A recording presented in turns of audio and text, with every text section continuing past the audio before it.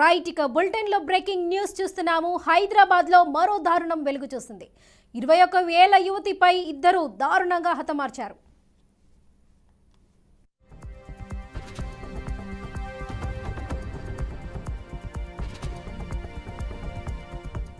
ఇక హైదరాబాద్ లో మరో దారుణం వెలుగు చూసింది. 21 ఏళ్ల యువతిపై ఇద్దరు అత్యాచారానికి తెగబడిన సంఘటన ఆలస్యంగా వెలుగు చూసింది. బాధితురాలి ఫిర్యాదుతో కేసు నమోదు చేసుకున్న పోలీసులు నిందితుల కోసం గాలిస్తున్నారు. బాధితురాలని భరోసా సెంటర్ కు పంపించారు. 6వ రాత్రి ఎంజీబీఎస్ బస్టాండ్ కు వచ్చిన యువతి పట్ల బైక్ పై వచ్చిన ఇద్దరు యువకులు అసభ్యకరంగా ప్రవర్తించారు. అంతటితో ఆగలేదు, బలవంతంగా ఆమెను బైక్ పై తీసుకువెళ్లారు. పాడుపడిన గోదాంకు తీసుకువెళ్లి రేప్ చేశారు. యువతి కేకలు విన్న స్థానికులు బండగూడ పోలీసులకు సమాచారం అందించారు.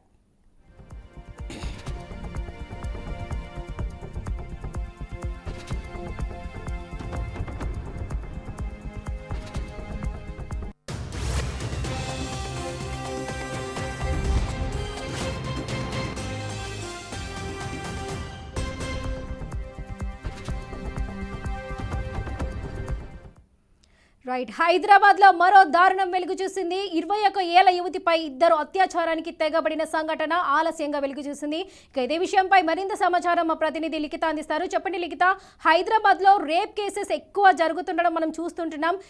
ఇవాళ కూడా 21 ఏళ్ల యువతిపై ఇద్దరు అత్యాచారానికి పాల్పడిన సంఘటన అయితే తెలుస్తుంది. సో బాధితురాలి ఫిర్యాదు మేరకు కేసు నమోదు చేసుకున్నారు పోలీసులు. దీనికి సంబంధించిన డీటెయిల్స్ ఏంది? నిందితుల కోసం గాలిస్తున్నారని తెలుస్తుంది. రైట్ వరలక్ష్మి, అయితే హైదరాబాద్ లో ఒక యువతి పైన అత్యాచారం జరగడం అనేది అంటే రీసెంట్ రోజులలో చూసుకుంటే ఇది అంటే 2024లో మొదటి కేసు అని చెప్పుకోవాలి. అండ్ అంతేకాకుండా ఎప్పుడు కూడా పోలీసులు పహారా కాస్తుంటే బస్ స్టాండ్ అది ఎంజీబీఎస్ అనేది చాలా వరకు ఎప్పుడు జనాలు ఉంటూనే ఉంటారు.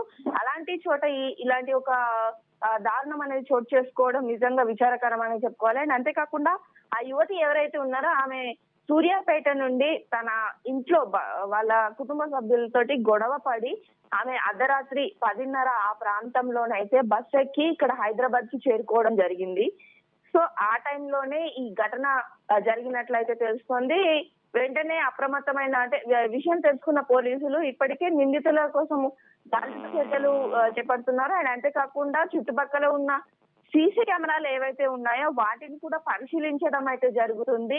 అండ్ యువతి నుండి వారు ఎలా ఉంటారు ఏంటి అనే వివరాలు కూడా తీసుకునే ప్రయత్నం చేస్తున్నారు. యువతికి సంబంధించి తనని ఇప్పటికే భరోసా సెంటర్ కి కూడా పంపించడం జరిగింది. ఎందుకంటే ఆమె కొంచెం డిప్రెషన్ లో ఉన్నారు కాబట్టి అంటే ఆ అమ్మాయి గురించి ఇంకా వివరాలు తెలుసుకోవడానికి కావచ్చు, ఆ అమ్మాయికి సంబంధించిన ఆమె మెంటల్ కండిషన్ ఇప్పుడు ఏ స్థితిలో ఉంది తనని సరిచేసే విషయానికి కూడా కొంత సహాయపడుతుంది. కాబట్టి తనని ప్రస్తుతం అయితే భరోసా సెంటర్ లోనైతే ఉంచి ట్రీట్మెంట్ తనని మెంటల్ గా స్ట్రాంగ్ చేసే ప్రయత్నం అయితే చేస్తున్నారు. ఆయన కుటుంబ సభ్యులకు కూడా సమాచారం అయితే అందించారు. వారి నుండి కూడా ఫీడ్బ్యాక్ తీసుకునే ప్రయత్నం అయితే చేస్తున్నారు. అంటే యువతి ఎందుకోసము గొడవ పెట్టుకుంది, ఎందుకు తాను ఇక్కడికి రావాల్సి వచ్చింది, ఇక్కడ ఎవరి కోసం వచ్చింది ఏంటి అనే వివరాలు కూడా తీసుకునే ప్రయత్నం అయితే చేస్తున్నారు. ఇక ఈ నిందితులు ఎవరైతే ఉన్నారో వారు ఇంతకు ముందుకు అసలు ఎవరు వారు ఎక్కడి నుండి వచ్చారు, ఈ యువతి వాళ్ళకి ఎలా కనిపించింది, ఎక్కడి నుండి తీసుకెళ్లారు, ఎక్కడికి తీసుకెళ్లారు, అండ్ తీసుకెళ్లే సమయంలో ఎవరు సహకరించారు అనే కోణంలో కూడా కొంతవరకు విచారణ జరుపుతున్నారు. అలాగే ఆ ఏరియాస్ లో ఎక్కడెక్కడైతే సీసీ కెమెరాలు ఉన్నాయో, పెట్రోలింగ్ వ్యాన్స్ ఏవైనా ఉన్నాయో వాటికి సంబంధించి కూడా కొంతవరకు విచారణ చేస్తున్నారని అయితే తెలుస్తుంది. Right Likhita, thank you.